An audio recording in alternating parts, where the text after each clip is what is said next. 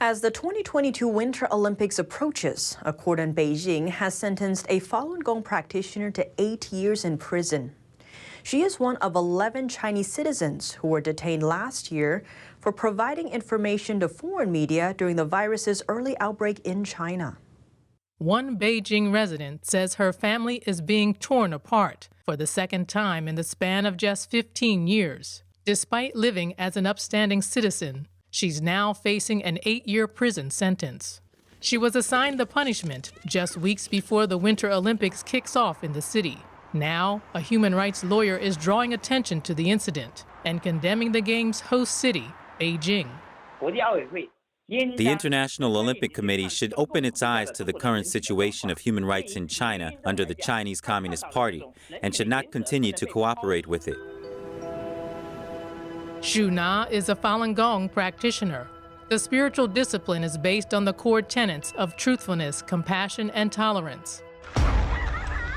But the Chinese regime deemed the practice's popularity a threat in 1999 and launched a nationwide persecution campaign to eradicate it.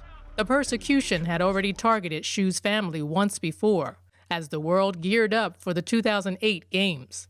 Beijing police arrested Xu and her husband 14 years ago in January 2008 in the name of so-called Olympic check. Following their arrest, Xu's husband died in custody.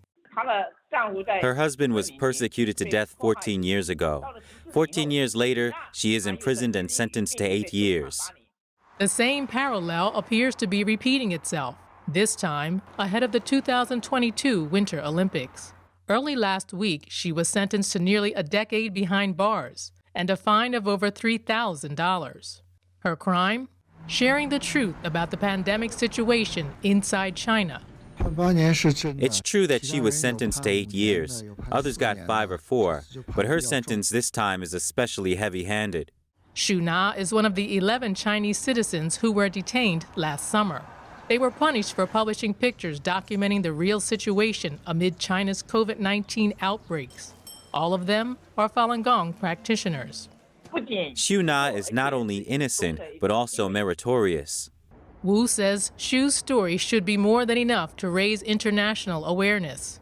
The 2022 Games make Beijing the first city to host both the Summer and Winter Olympics. That's despite international calls for a full boycott over the Chinese regime's human rights record, which some say should disqualify China as a host country.